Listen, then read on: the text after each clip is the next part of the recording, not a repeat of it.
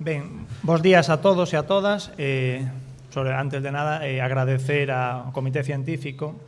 e na persoa de Víctor o ofrecemento para a invitación para estar hoxe aquí con todos vos. Antes de nada,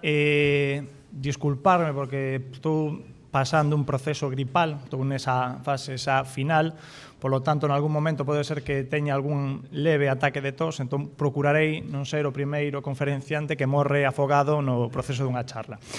Ben, vamos a ver.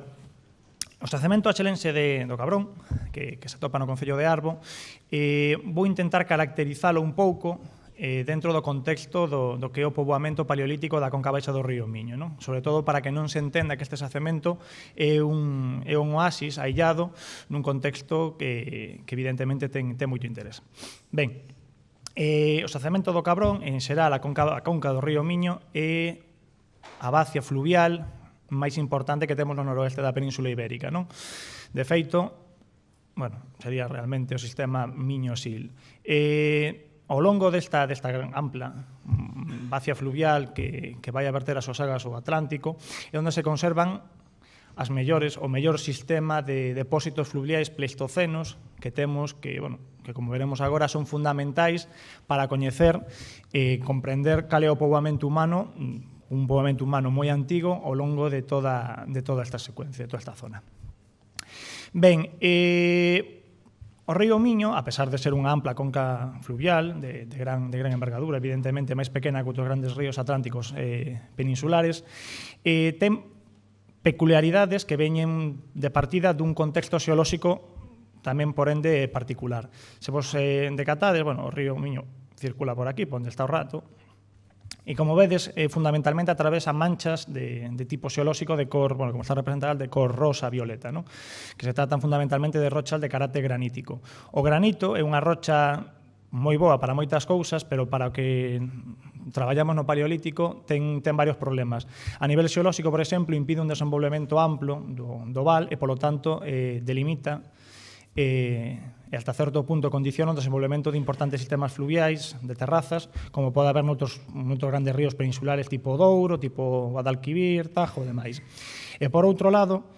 ese granito está afectado por procesos tectónicos, é dicir, de movementos de bloques, que algúns están marcados por estas liñas, que son liñas de falla, que ao final o que fai é condicionar o curso e o propio desenvolvemento da rede fluvial e, polo tanto, é un factor a ter moi en conta a hora de abordar o estudio das secuencias de terrazas e, polo tanto, da propia secuencia de ocupación humana no noroeste. Ben, desde un punto de vista xeomorfolóxico, este é un mapa xeomorfolóxico do tramo baixo do río Miño entre as poboacións de Salvaterra e as Neves, atopamos que no río Miño existe un desenvolvemento hasta certo punto normal, con terrazas fluviais, estas antigas beiras do río que quedan penduradas nos vales polo proceso recurrente de encaixamento dos sistemas fluviais ao longo do Pleistoceno, e que teñen, en determinadas zonas, un desenvolvemento bastante amplo. Deste xeito, neste tramo de río, temos documentada ata 9 niveis de terrazas fluviais que van dende a terraza máis baixa ata terrazas que se atopan a 100 metros de altitude. De feito, esta zona que é especialmente interesante por o desenvolvemento de terrazas que ten unha particularidade que a diferencia de outros tramos do río onde este vai profundamente encaixado, e como logo veremos será o caso do xacemento do que vou a falar máis adiante, neste caso, atravesar ese río é un substrato máis brando, como un substrato terciario que podemos atopar no fondo desta zona, pois permitiu un desenvolvemento de un fondo de val moito máis amplo, que chega a superar por pouco os 10 km de extensión, contando o lado galego e o lado portugués, e, polo tanto, permite un desenvolvemento e unha xénesis de terrazas máis habitual, cousa que non pasa noutros tramos do río, incluso dentro do propio Baixo Miño. Redundando niso, aínda esta secuencia de terrazas, este corte xeomorfolóxico non procede da zona da diapositiva anterior, sino que procede dunha zona máis baixa, a zona de Tomiño, podemos documentar como esas terrazas se dispoñen de xeito escalonado ao longo deste perfil longitudinal do río, cun desenvolvemento, en moitos casos, tendo en conta as limitacións espaciais que ten a propia bacia do río Miño, un desenvolvemento bastante bo. Ben, as terrazas do río Miño, fundamentalmente, é o que temos aquí. Son acumulacións máis ou menos espesas, neste caso chegan a superar os 15 metros de espesor, de materiais detríticos, fundamentalmente rochas como cuarcitas, cuarzos, algúns granitos, que neste caso as cuarcitas, por exemplo, non son propias da zona onde están asentadas estas terrazas, sino que proceden das cargas fluviais que aporta o río Miño dende as partes orientais de Galicia, onde temos materiais metamórficos nas serras orientais, na zona de Caurel, Ancares e demais, e que acaban chegando aquí pola propio traslado, o sea, como carga fluvial do propio río. Hai máis exemplos, serían un pouco repetitivos, pero é interesante que moitas destas terrazas, cara ao seu teito, cara a parte máis alta desa terraza, desenvolven importantes niveis de elementos finos, neste caso, concretamente son limos e arxilas, e que teñen gran importancia, xa que dentro destes niveis de fácil de finos que se chaman, temos importantes acumulacións de desacementos. Fundamentalmente, a maior parte dos acementos que atopamos no río Miño, aparte de atopar pezas ailladas nas cargas máis tractivas, nas cargas de cantos, atópanse materiais asociados a estas fácil de finos e que teñen a posibilidade de estudiar sacementos que poden responder a un contexto de carácter primario. De feito, algún dos sacementos sobre que xa se traballou ou que se vai a traballar no futuro nesta zona responden a estes criterios. Bueno, isto non debería de estar aquí, pero bueno, é unha aportación da que agora vos falarei, que son as propostas cronolóxicas de ocupación humanas que hai na que partimos a nós para traballar nesta zona. Ben, volvendo ao tema de antes, existen, o sea, o traballo dentro do ámbito de vista arqueolóxico, dentro do ámbito de vista xeolóxico na zona do río Miño, é relativamente antigo, se ven a aplicación de criterios recentes nesta investigación data de final dos anos 90. E concretamente, aquela secuencia que vos puña na lámina anterior e que a que logo vos falarei con máis precisión, establecía unha serie de niveis fluviais que de un xeito máis ou menos tentativo situaba ao longo do Pleistoceno. Pero claro, estaba basado esencialmente en criterios altimétricos, é dicir, as terrazas máis altas, as que están ahora mesmo máis levantadas con respecto a unha altura máis alta con respecto ao río, son evidentemente as terrazas que teñen máis antigüidade e as que están máis próximas ao río e unha cota inferior son as máis recentes, non? Partindo desa base de glaciustotismo, non? Evidentemente non hai nada que obxectar, o único que necesitamos máis datos para poder precisar esas cronoloxías. E para iso partimos da base da utilización de métodos de datación absolutas para estes depósitos fluviais. Na actualidade non son demasiadas as datacións que existen para esta secuencia fluvial do río Miño, pero xa temos máis das que tiñamos. E, de feito, xa temos datacións que responden a dous métodos concretos. Un que é moi coñecido, que é a datación de principio de luminiscencia, neste caso a luminiscencia ópticamente estimulada, e despois outro método que seguramente é menos coñecido para gran público, que é a dos nucleidos cosmoxénicos, que non vou entrar a explicar agora porque é un principio un pouco complexo, pero, bueno, parte de principios relativamente similares aos da luminiscencia. Pois dentro desta secuencia, na actualidade, temos unha pequena batería de datacións para as terrazas que están por riba dos 60 metros, que van, pois, bueno, prácticamente desde 130.000 anos hasta o medio millón de anos, grosso modo.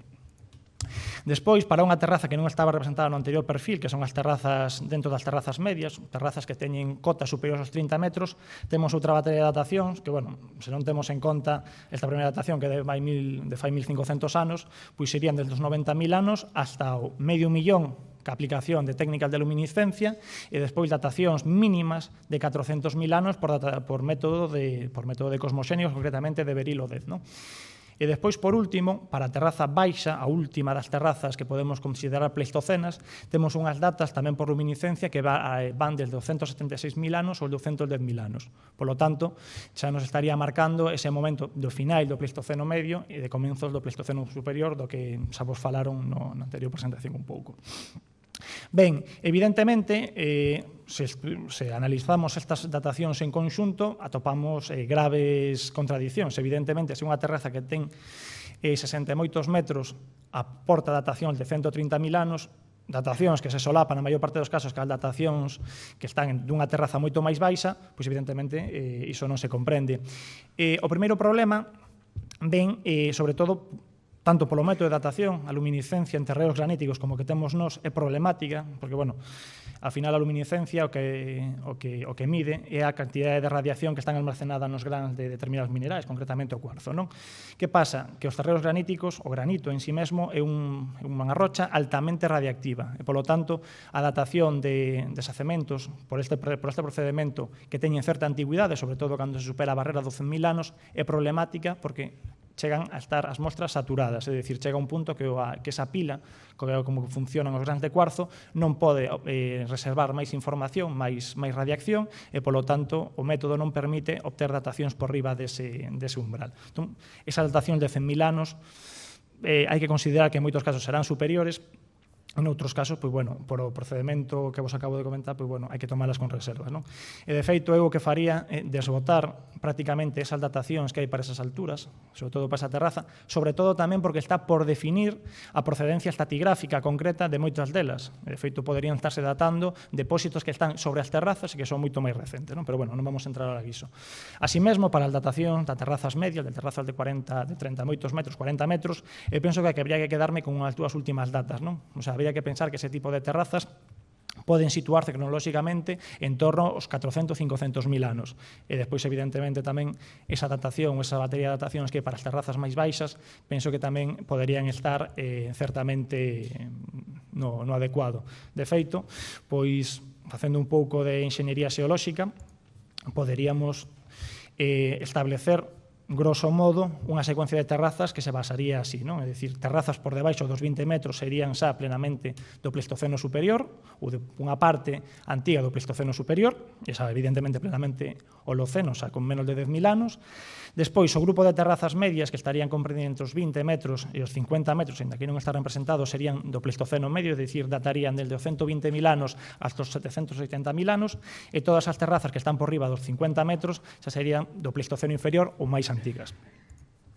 Ben, isto é importante por esta razón. As propostas, eses cadros que tiña, aquelas gráficas que tiña antes e que non vos ensinei, son máis visibles nesta proposta, non? O sea, quen propuso a primeira, e ademais para que se parte, os que estamos investigando neste proxecto, para avaliar a ocupación humana no Paleolítico do Baixo Miño, partimos da proposta de Juan Antonio Canopán do ano 1997-1999, non? Na que se identificaba un nivel, pois, 9 terrazas fluviais que se comprendían entre os 2 e os 100 metros sobre o cauce actual do río e que tentativamente, cronolóxicamente, como miramos na segunda columna, situaríanse máis baixo, evidentemente, nun período holoceno. Esta terraza de en torno aos 20 metros sería do Pleistoceno superior e a partir da terraza de 20 metros ocuparíamos o resto do Pleistoceno, é dicir, o Pleistoceno medio e o Pleistoceno inferior. Desde un punto de vista arqueolóxico, que é o que nos importa aquí, para eles a terraza holocena non se documentar materiais, que evidentemente ten que haber materiais, e as hai, de feito, material de épocas pospaleolíticas, do Idade do Bronce, do Calcolítico, do Neolítico, de máis recentes, pero que, bueno, non é agora o caso do que estamos a tratar.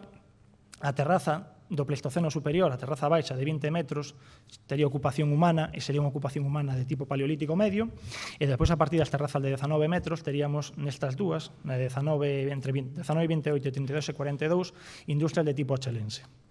Despois dun pequeno valeiro no tempo, atoparíamos as terrazas altas, que serían Pleistoceno inferior, é dicir, con datación superior aos 780.000 anos, que aparecerían industrias de tipo oldubayense ou, como seguramente estáis máis acostumados a escoitar, industrias do modo 1. Evidentemente, non é agora o foro de discusión sobre todo isto, pero, bueno, nos xa expresamos en algún momento certas reticencias ou certos matices para esta secuencia, sobre todo no caso das industrias máis antigas, as industrias que poden ser Pleistoceno inferior, non porque non consideramos que podan existir ocupacións humanas desa antigüidade en Galicia, porque estamos completamente de acordo, pero sí, no caso concreto das evidencias que se poñen como argumentos, hai problema de tipo estratigráfico, hai incluso algúns problemas derivados da identificación de industria, porque a partir da documentación gráfica que existe non queda de todo claro que se traten de artefactos con manufactura antrópica. E despois outro problema tamén é que se consideren esas industrias oldubayenses nas cronoloxías nas que nos movemos é problemático, e non é só problemático para Galicia, senón é incluso problemático para toda a Península Ibérica a luz dos novos descubrimentos. Pero, bueno, iso non procede falar agora diso. A proposta actual que presentamos aquí varía sustancialmente, non demasiado, pero bueno, en algúns aspectos con respecto ao precedente, non? O sea, a secuencia de terrazas a día de hoxe polos estudios xeomorfolóxicos que estamos desenvolvendo pode ser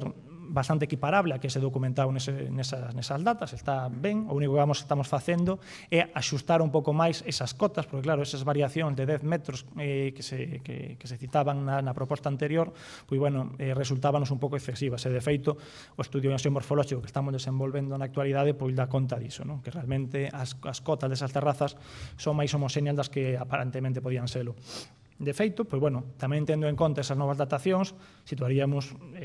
pois esas terrazas que están por debaixo dos 20 metros no Pleistoceno superior, incluso algunhas delas poden ser máis antigas, do final do Pleistoceno medio. Este grupo de terrazas que van dos 25 metros aos 37, 40 metros serían Pleistoceno medio sen maiores problemas, é dicir, que terían unhas datacións comprendidas entre os 120.000 e os 780.000 anos, e as terrazas que están por riba dos 50 metros serían eminentemente do Pleistoceno inferior. Evidentemente, aquí volvemos a ver a columna das evidencias arqueolóxicas. Nas terrazas holocena temos documentado materiais arqueolóxicos de épocas da prehistoria recente. Na terraza de 14 metros temos documentados materiais, incluso coleccións relativamente amplas de 500 e 700 pezas asociadas a niveis fluviais, e que, polo momento, todas as coleccións o que se vos está a falar tivo acceso teñen características plenamente achelenses, é dicir, un achelense, como xa logo miraremos, de características avanzadas, con sistemas de explotación reiterativos, pero que parte dunha base de compresencia de macrutillase de gran formato, fendedores, bifaces, triedros, e que polo momento non serían compatibles cunha ascripción sensulato a industrias de tipo paleolítico medio. Despois, as terrazas que están por riba sí que tamén teñen ocupacións achelenses. Se ven, hai matices importantes nesas industrias achelenses. Por exemplo,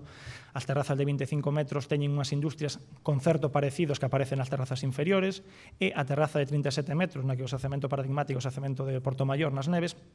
presenta unhas características que rachan completamente co que é achelense coñecido tradicionalmente en Galicia, e que o relaciona co máis puro achelense de carácter africano que podemos documentar aí a Dios na Península Ibérica. Nos volvemos a topar esa pequena eiva de ocupación nesa terraza de 40 metros, e despois, no resto de terrazas altas, nos non temos constancia de materiais arqueolóxicos, a excepción dun xacemento que apareceu recentemente e que aportou unha cantidade importante de materiais, en torno a 20 pezas, entre as que destacan ferramentas típicamente achelenses. Ademais, quedaría a dúbida de, claro, nesas alturas, que estaríamos casi a final do Pleistoceno medio ou a comezos do Pleistoceno inferior, en datas de 700 ou 800.000 anos, quedaría a dúbida se o xacemento do que estamos a falar está asociado a unha terraza ou está asociado a algo que está sobre unha terraza máis antiga. Neste caso, as dúbidas de índole xeolóxica non existen, estamos claramente ante un depósito, ademais un depósito amplo, de máis de 5 metros de espesor, donde eses materiais aparecen asociados a unha secuencia de carácter fluvial, con alternancia de depósitos de barras de gravas e depósitos de finos, non? E que aí, como vos ensinarei agora, aparecen industrias achelenses que poden ser unha das industrias achelenses máis antigas da Península Ibérica, xa sabendo que na actualidade documentamos na Península Ibérica industrias plenamente achelenses con cronoloxías superiores aos 780.000 anos. De feito, este sería, por exemplo,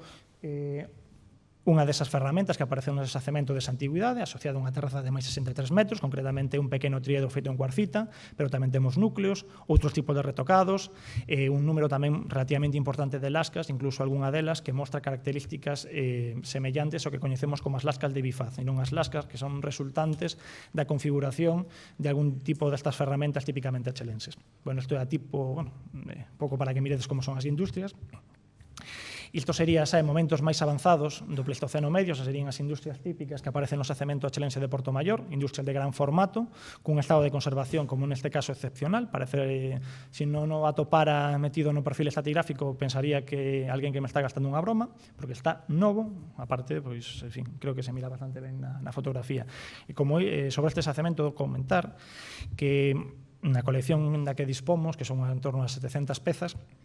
no que é o material de gran formato, é dicir, bifaces, fendedores e triedros, son, por término medio, unha vez feito, completado o seu estudio tecnolóxico e tipolóxico, son os bifaces e os fendedores máis grandes que coñecemos en toda a Península Ibérica. De feito, teñen unhas dimensións medias superiores aos 18 centímetros, que para topar paralelos mostras dese nivel, non? Con 100 pezas ou máis deste tipo de ferramentas, temos que irnos ao continente africano. O sea, dadevos conta do porte destas ferramentas. Despois, xa, en terrazas máis baixas, volvemos a topar conxuntos de industria. Neste caso, xa pasamos a ser unha industria de carácter máis progresivo, bifaces moito máis pequenos, onde é máis habitual a presencia de retoques secundarios, da utilización de percutores brandos e demais, que nesta mostra, por exemplo, temos un pequeno bifaz que está reavivado, pero que sería unha forma lanceolada, de aspecto apuntado, que está parcialmente finalizado con percutor brando, e que dá conta dunha tecnoloxía moito máis sofisticada. E xa por último, nas terrazas de 18, por debaixo dos 20 metros, aquí temos exemplos dun xacemento que é paradigmático nese nivel, que pode ser o xacemento das gándaras de Budiños, os niveis fluviais, pois volvemos outra vez cara a unha industria chelense de carácter avanzado, cun sistemas de explotación moi reiterativos, sistemas de explotación discoides. Prácticamente non hai unha documentación moi clara de produtos que veñan de un sistema de explotación de tipo Levallois, pero que, bueno, que redundan xa nun aspecto xa podríamos falar como terminal ou moi avanzado destas industrias de tipo chelense, non? E despois, xa, fora da secuencia de terrazas, ou noutro caso, xa dentro das propias sobre as terrazas, volvemos a topar tamén industrias de tipo chelense, como fendedores e outras ferramentas moi claras, e outros conxuntos de industria que xa están desprovistos destas grandes ferramentas e que teñen sistemas de explotación plenamente Levallois, como é o caso que temos aquí, cun Alaska, que procede dun xacemento que se chama Chando Cereixo, en Gondomar, e despois cun núcleo Levallois, que tamén que procede dunha terraza do río Miño, xa, pero unha terraza elevada, un depósito que está sobre unha terraza máis antiga. Bueno, aínda que a correr, sinto moito, ora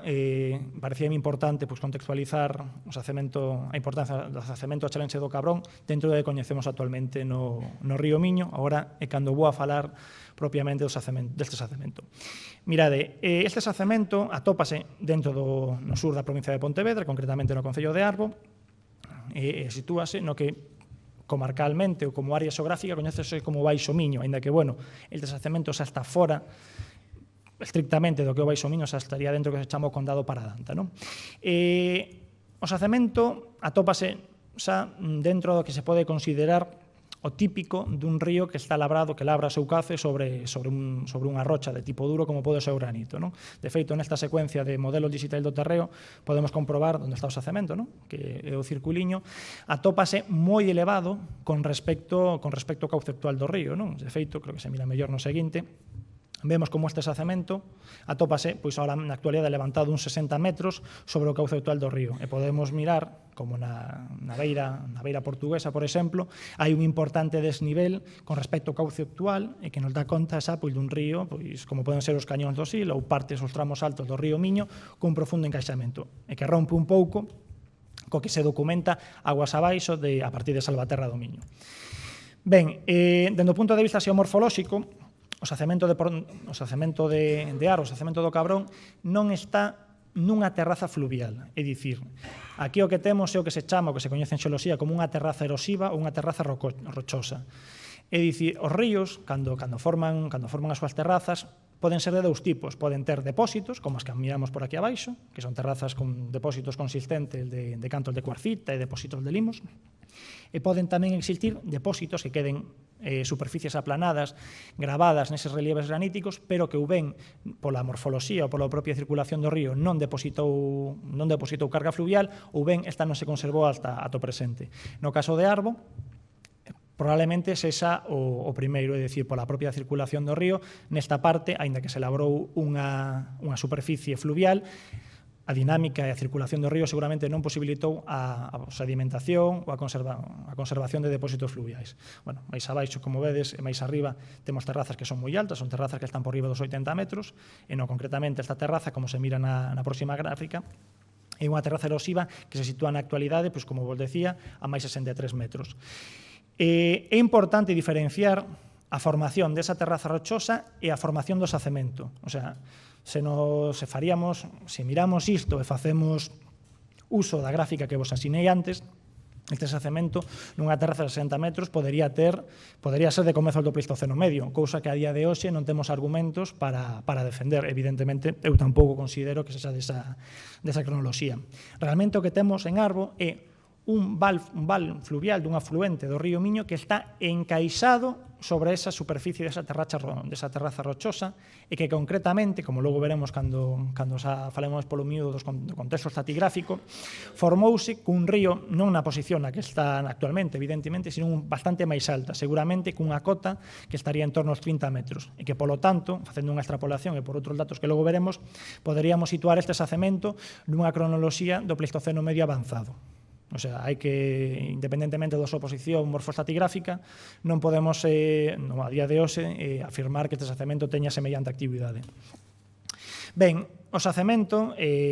vedelo aquí, bueno, realmente o que se mira é unha plantación, é unha viña, que foi o motivo polo que o xacemento apareceu. Pero, por desgracia, como calquera obra desta entidade, de feito, bueno,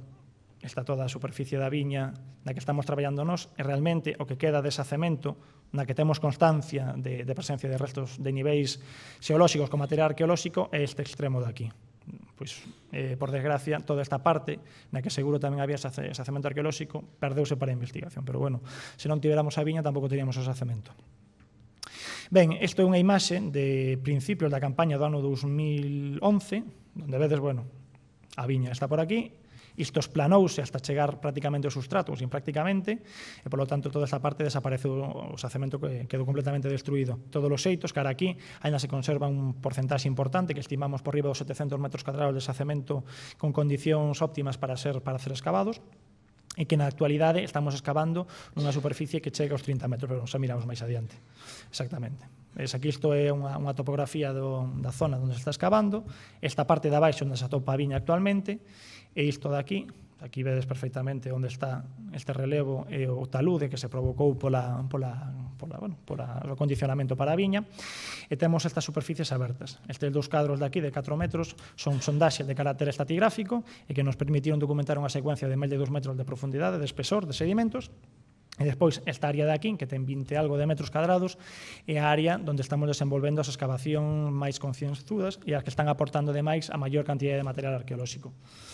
Bueno, para que vos fagades unha idea, isto é o relevo da zona onde estamos traballando, ca posición das sondaxes. Non sei se se mira moi ben, pero, bueno, vedes a morfoloxía que ten o terreo dunha pequena cunca fluvial, non? De feito, o que se documenta a partir destes traballos de sondaxe é que o que temos aquí é unha especie de gran paleocanal, e nesta parte profundiza bastante, é dicir, nesta parte estamos traballando un pouco cara o borde dese antigo canle dun afluente do río Miño. Ben, este é un aspecto tamén de comezos da campaña de 2011, onde temos, bueno, a parte que se excavou no ano 2010, esa primeira sondaxe que se miraba máis abaixo, e despois a superficie que estaba en fase de acondicionamento para a ampliación da excavación durante o verán pasado. Bueno, isto son un pouco uns imaxes de como foi o proceso de excavación. Aquí estáse retirando ese testigo que quedaba entre esta sondaxe e a superficie principal de excavación. Este é o xacemento nunha fase avanzada de excavación durante a última campaña. E unha cousa que non vos dixen, non sei se vedes aquí, este contacto, que, bueno, sobre todo especialmente explícito aquí, non é un silo, sino que, por desgracia, nesta parte de xacemento tampouco quedou a marxe de actividade relacionada ca plantación da viña. De feito, este buraco responde, vamos a chamarlle, a unha cata de natureza empírica que fixeron os propietarios da finca para validar se este sustrato de aquí era bo para a plantación de viño albariño. Entón, aquí ahora que nos atopamos é cun importante buraco que está condicionando o desenvolvemento, a ampliación do xacemento neste sentido, ainda que, bueno, temos xacemento para todos os lados, polo tanto, en campañas sucesivas o que faremos será excavar en sentidos que escapen un pouco deste tremendo recheo que temos aquí, que polo que sabemos incluso chegou a perforar bastante o propio sustrato granítico da zona. Bueno, isto é como quedou, bueno, podedes a mirar aquí o pequeno buraquiño que temos no xacemento, isto é como quedou o xacemento unha vez prácticamente concluída a campaña do ano pasado. Veres un pouco a morfoloxía, pero, bueno, iso sabemos agora. Ben, dende o punto de vista estratigráfico, a pesar de que, bueno, na área principal onde estamos excavando, aínda que en outras partes que os depósitos son moito máis espesos, a estratigrafía non chega aos 2 metros de profundidade, se ven, é unha estratigrafía complexa. Bueno, empezamos pola arriba,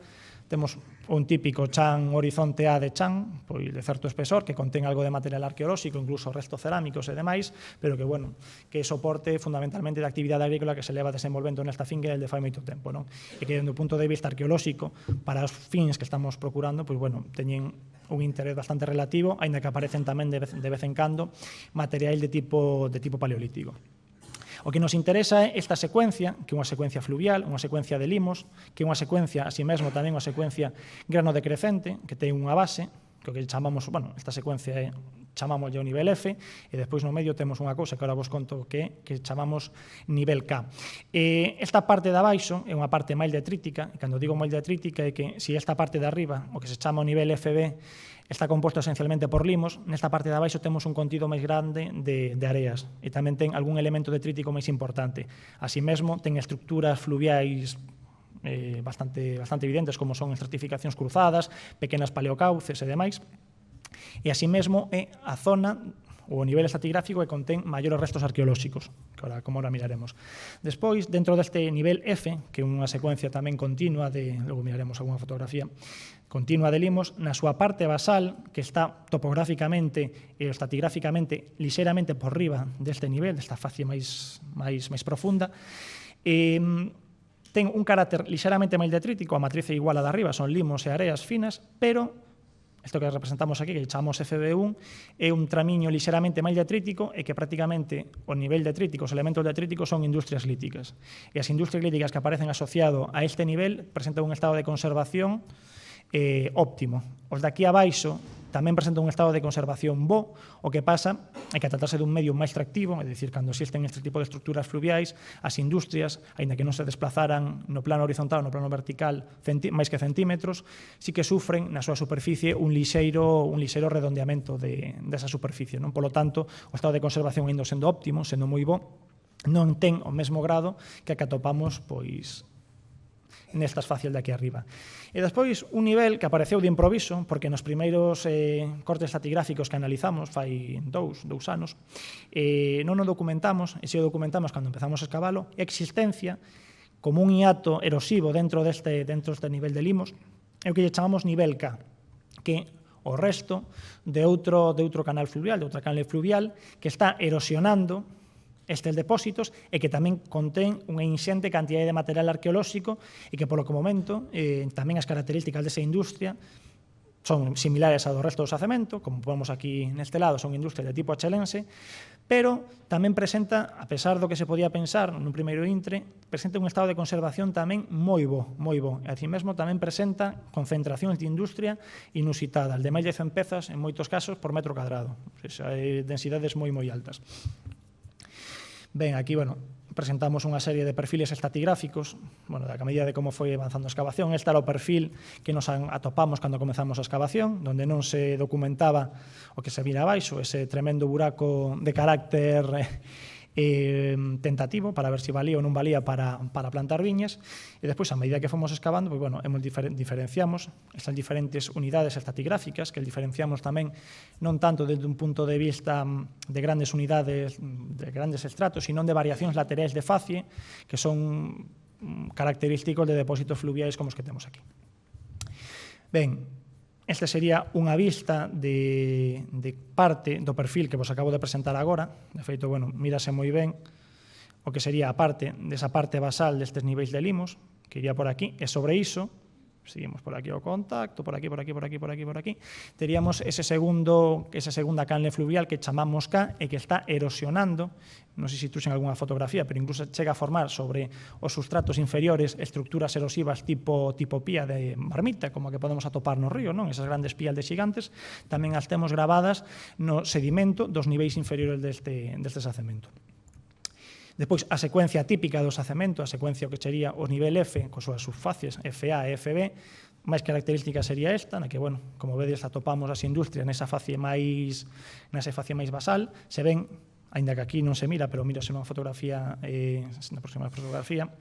atopamos tamén industrias, concentracións moi importantes de industrias nesta parte máis alta do nivel. De feito, por exemplo, ahora indo un pouco a observar como son esas distribucións, esas concentracións de industria. Esta sería unha concentración de industria típica desa segunda facie do nivel F, que presente eses materiais en un estado de conservación óptimo, no que atopamos fundamentalmente todo, desde cantos ou percutores, é dicir, cantos utilizados para romper outras pedras ou outro material orgánico, ata todos os elementos das cadeas operativas, desde pequenas lasquiñas ata ferramentas configuradas, restos de talla de diferente natureza. Por exemplo, esta sería unha concentración típica dese nivel K, da que vos falaba agora, neste caso, nesta cuadrícula, que ten un poquinho menos dun metro cuadrado. Recuperaronse da orde de 100 e algo de pezas en menos de 30 centímetros de espesor de sedimento, e aínda non se concluiu a excavación, non se agotou a excavación dese nivel K. Por lo tanto, na próxima campaña que se fará este ano, pois seguiremos excavando e documentaremos, supoño, tamén concentracións semellantes. Así mesmo, os materiais están moi frescos e xa podemos documentar, ainda que non o dixen antes, pero logo volverei sobre iso, remontaxes tanto neste nivel como nos niveis inferiores, é dicir, fragmentos de pedra que encaixan entre eles ou encaixan co nódulo do que foron extraídos, que, redunda un pouco no carácter de posición primario, de unha posición escasamente derivada que temos para estes niveis xeolóxicos e arqueolóxicos. Outra mostra, xa avanzada a excavación dese nivel K, volvemos outra vez ao mesmo, hai concentracións moi grandes de material lítico, fundamentalmente de cuarcitas e cuarzos. Por exemplo, pois aquí o poño esta foto porque, esta parte da fotografía anterior, pero aquí xa cunha documentación de macrotrillaxe característica, como este caso dun bifaz de características lanceoladas moi ben finalizado e estéticamente moi bonito. Despois, as concentracións máis habituais dentro das facies basais, o que chamamos nivel FA, son deste tipo, é dicir, son concentracións menos densas, pero que tamén mostran un pouco esa característica das ocupacións. Volvemos un pouco mesmo, a presencia de núcleos, pequenos restos de talla que andan por aí, e depois tamén, evidentemente, o que fai característico a industria de xacemento, que son os grandes configurados sobre lasca ou sobre canto. Por exemplo, este é un caso tamén dese niveis fluviais. Concretamente temos un fendedor de cuarcita de grandes dimensións, que é un pouco ilustrativo da presencia destas industrias, que ao redor tamén ten outros elementos líticos. E isto é un pouco porque é importante a distribución dos materiais en función do nivel xeolóxico do que estamos falando ao longo da superficie de excavación. Non sei se vos dades conta, igual teria que haber quitado a malla de puntos sobre a microtopografía que hai do relevo do sustrato que hai aquí. Se vos dades conta, que supoño que se mirarán as seguintes, vedes o profundamente ondulado e inclinado que ten ese releve dese sustrato e que está íntimamente relacionado ca propia topografía orixinal do cauce fluvial, dese pequeno curso de aguas que circulaba por aquí. Se vos dades conta, en función da distribución, temos que esas industrias basais, ese nivel FA, aparece asociado a partes máis baixas, as partes deprimidas desa topografía. E ese nivel, que vos decía eu, da que miramos algunha fotografía, que contén materiais en estado de conservación óptimo, atópase topográficamente máis elevados. Aínda que está dentro da mesma secuencia, isto poderíase entender como que esta parte de aquí sería o borde desa canle e, polo tanto, esas industrias quedarían sedimentadas nun ambiente fluvial, tamén, ademais, queda reflexado pola propia dinámica estratigráfica, estarían sedimentados nun ambiente no que a acción do curso fluvial, ainda que un curso fluvial seguramente de carácter efímero, non sería demasiado forte. E, de feito, os materiais así o demostran. E despois como unha cousa que está encaixada, está erosionando todo o anterior, aínda que parece que non é moito máis moito máis recente que estes niveis, temos as industrias do nivel K que non aparecen en todos os xacementos, senón que aparecen na mitade meridional do mesmo. E que, en este ano intentaremos escavalo en maior extensión para coñecer mellor as características tanto da deposición como das propias características da industria destes niveis. Isto é unha representación bastante esquemática da distribución dos materiais por capas xeolóxicas dentro da área de excavación. Vemos perfectamente a distribución dos niveis das industrias dos niveis basais ao longo da parte máis deprimida da excavación. Nesta parte alta, que sería o borde dese cauce, temos as industrias que están nun estado de conservación moi óptimo, e despois nesta parte máis meridional, e que as industrias teñen un certo componente de desplazamento, de orientación neste sentido, tamén teríamos esas industrias de nivel K. De feito, debaixo non aparecen en todos lados industrias deste tipo porque porque como queremos excavar esta superficie, o sea, os niveis basais, queremos excavar nesta parte nunha superficie ampla, deixouse en espera de agotar estes niveis, deixouse en espera a excavación dos niveis inferiores. Por lo tanto, este valeiro que hai aquí por debaixo do nivel K non é algo que teña que ver ca formación dos orzamentos, sino que ca metodoloxía que se está empregando na excavación. E aquí un pouco, de xeito un pouco esquemático, ver un pouco a distribución dos materiais tamén. O sea, aquí non diferencio niveis, porque senón sería un pouco lioso e estenderíame demasiado, pero bueno, como podedes ver, a maior parte das cousas que aparecen son restos de talla, evidentemente típico e totalmente lóxico nun área onde se realizaron actividades de talla, como é o que se debe de dar aquí fai moitos miles de anos. E despois, bueno, toda a distribución de outro tipo de elementos líticos, como núcleos, cantos ou percutores que non teñen así a vista elementos diagnósticos de manipulación antrópica, macrutillaxe, retocados e demais. Vedes que, bueno, que son densidades importantes para os metros cadrados dos que estamos a falar. Ben, antes de analizar ou intentar tirar conclusións relevantes sobre o que é a formación e a funcionalidade dun xacemento, son dos que penso que temos que analizar cal é o estado de conservación e de preservación do rexistro arqueolóxico que temos diante. Como nos partimos dunha óptica xeoarqueolóxica, é dicir, na que os xacementos, sobre todo esta antigüidade, a distribución e o que se conserva está íntimamente ligado coa capacidade que ten o medio sedimentario onde se agocha para preservalo, o que aplicamos son criterios tamén de índole de estudios tafonómicos, pero aplicados á industria lítica. Por exemplo, aquí, o que está a vosa esquerda, é o que se chama un variograma de Smith, que se utiliza para o estudio de análisis de fábrica, e isto que temos aquí, grosso modo, ven a representar a distribución das industrias en función da orientación e do buzamento das mesmas. Neste caso, temos unha fábrica de tipo isotrópica, é dicir, que os materiais están distribuídos de forma aleatoria. Se estes puntiños que representan as industrias estiveran situadas cara aos bordes da circunferencia, iso indicaría, sería unha fábrica de tipo linear ou de tipo planar, que indicaría que esas industrias sufriron un procedemento de traslado e de sedimentación de carácter natural. Se incluíron dentro dun cauce fluvial,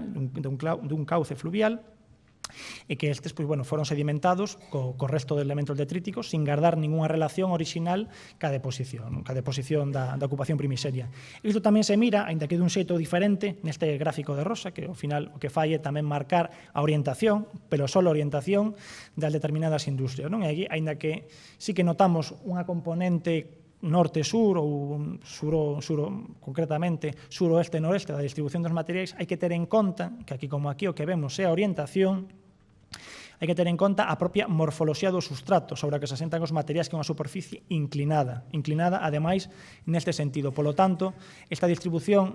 esta gráfica, non é tan informativa como un análisis de fábrica a partir dun variograma Smith, porque aquí sí que, como temos o componente da inclinación e do buzamento, mellor dito, podemos ter unha idea moito máis real de cal é a distribución dos materiais no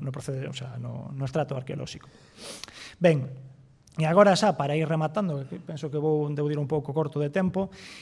falar un pouquiño da industria lítica, sobre todo, por exemplo, no tema da industria lítica recuperada na excavación, dicir que o seu estudio non está completo, recuperáronse nas dúas campañas en torno a 1.264 pezas, que vedes un pouco a distribución por cada un deses niveis xeolóxicos de que vos falaba, e que vedes abaixo un pouco a distribución por materias primas. De un predominio evidente das cuarcitas, que son rochas de unha calidade óptima para a talla e que son moi accesibles nesta zona, e despois unha porcentaxe tamén nada desbotable de elementos asociados aos grupos do cuarzo, de diferentes variedades, que aquí non diferencio, pero que chegan a ter un 34% de representación. Neste sentido, esta industria que se ten recuperado en superficie, é dicir, a ninguén se lle pode escapar que nese movimento de terras toda a parte que está ocupada pola viña na actualidade está chea de materiais arqueolóxicos que a medida que chove ou que se fan actividades agrícolas nesa finca aparecen materiais. En estes 2 últimos anos recuperamos nese material de superficie en torno a 1.700 pezas nunha superficie de metros cadrados que debe ser en torno a 700, 800 metros cadrados. O sea, unha densidade que é moi elevada. E aquí vemos un pouco a distribución por categorías. Pois temos fundamentalmente, a maior parte son lascas, evidente, nun contexto onde se desenvolven actividades de talla, onde temos diferentes outros elementos, temos núcleos, material de percusión e demais, e tamén temos importantes valores de tanto de macroutillaxe, fendedores, bifaces e triedros, así tamén como pezas, ou elementos, como isto que lle chamamos fragmentos de macroutillaxe, que son característicos das fases de reciclado e de mantemento deses grandes configurados, pois extremos apiciais de bifaces, lascas de bifaz, unha serie de materiais. E aquí, se comparamos co anterior, as distribucións por materias primas non teñen tanto que ver ca realidade que se documenta nos cemento. Aquí temos un 81% de cuarcitas frente a un 7% de outras variedades de rochas. Isto ten unha explicación moi sinxela, é dicir, nun terreo como que nos toca ter ali abaixo, os materiais en cuarcita, incluso as lascas máis pequenas, son bastante máis fáciles de identificar que calquera outro tipo de elemento en cuarzo que son moi abundantes no propio sustrato. Cousa que cando escavas, escavase con moito detenimento e demais, é fácil documentar, clasificar e recoller todos os elementos de cuarzo que seguramente tamén están esparcidos pola viña, pero que ao tratarse de unha recollida superficial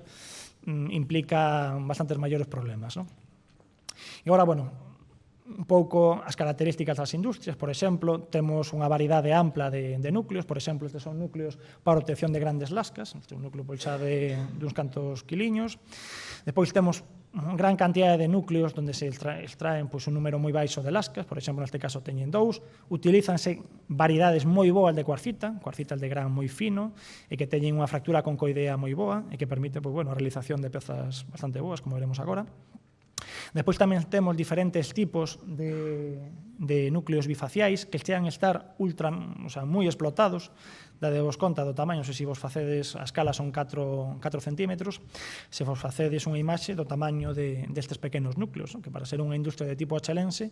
chegan a unhas xestións e unhas explotacións bastante apuradas. De novo, como se mira sobre todo neste exemplo, utilizanse cuarcitas de características óptimas. E depois tamén temos, aínda que en porcentaxes moito máis baixas, diferentes tipos de exemplos de núcleos de explotación discoide, ben sexan unifaciais, como neste caso este pequeno núcleo discoide sobre un canto de cuarzo, ou sobre, xa máis típica, sobre cantos de cuarcita. E depois tamén, evidentemente, tamén temos sistemas de explotación discoide de carácter bifacial.